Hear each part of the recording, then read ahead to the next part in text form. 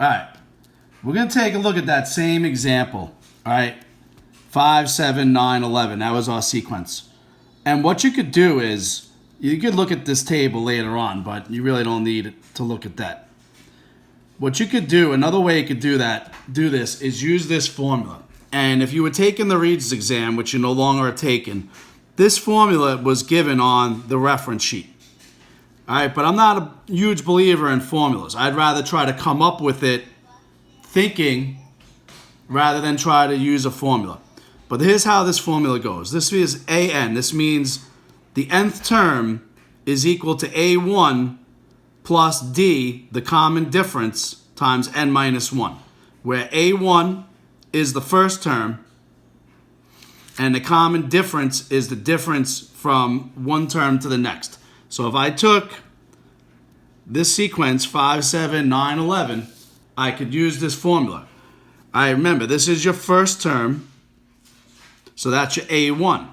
So you got AN equals A1, which is 5, plus D. D is this difference. See how from 5 to 7 it goes up by 2. From 7 to 9 it's going up by 2. That's your D. D is 2. So what you can literally do is plug A1, which is the first term, and your D into this formula. So AN would equal 5 plus D, which was the difference, was 2, times n minus 1. Now, here's why it's n minus 1. Because we're starting at the first term, and you got to subtract 1 to get back to 0. So you could do that instead of doing this, where I had to work backwards from 1 to 0. You could use this formula, right? And I'll show you both ways here. All right, so ready?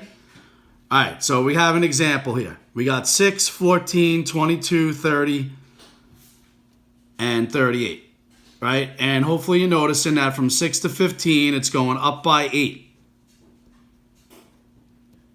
And then 14 to 22 is still going up by 8. And each time it's going up by 8. So your common difference is 8. I was going to write 2 again. I meant 8. Which really, this is your slope. So if you wanted to do y equals mx plus b, this is your m.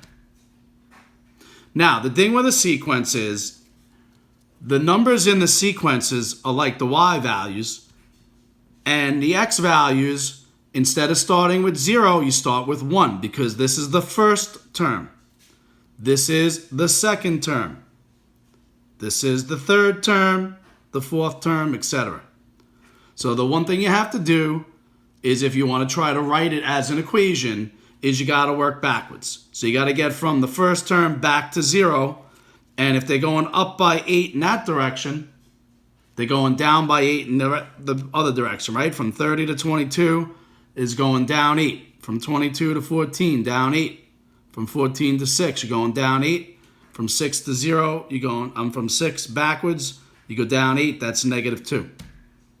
So my equation would be y equals 8x minus 2. Or you could use the formula, right? The nth term equals the first term plus d, the difference, times n minus 1. And the reason why you got to do n minus 1 is you got to get back to 0. All right, and you could just plug it in. Your first term, 6. That goes in for A1. Your difference is 8. And then n minus 1. Right? Or if you wanted to write y equals 6 plus 8 parentheses x minus 1, that's the same thing. All right? Now, the nice thing is if you have a graphing calculator or you have the app, you could plug this in and check it. If I go to y equals, and I'll type it in both ways, and we'll look, 8x minus 2. All right, I'm going to go to my table. Here's the difference, though. You know how we usually start at 0? When you're talking about sequences, you're going to start at 1. And look, the first term was 6. Right, if you look at that. Oops. The second term's 14, then the third term was 22, then 30. And if you look, that matches what we had.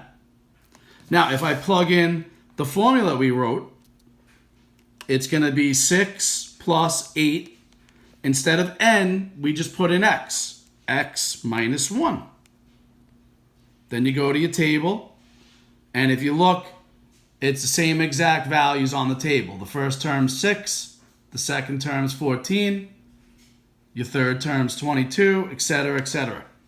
All right, so let me do one more example, and then I'm going to have you try these, the rest of these. You could either do it on the rest of the day Monday, or we'll give you 2 days to work on this. You could finish it up on Tuesday.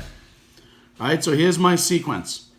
All right, it goes from 10 to 7, from 7 to 4.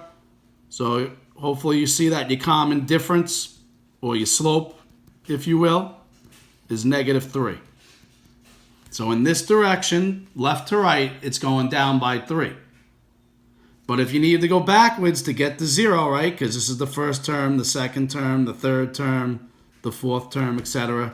If you had to get backwards to 0, right, it goes up 3. It goes 4 plus 3 is 7, plus 3 is 10, plus 3 is 13. So then my formula would be y equals -3x plus 13. Or you could use the formula an equals a1 plus our difference d times a minus 1. A1 is your first term, 10.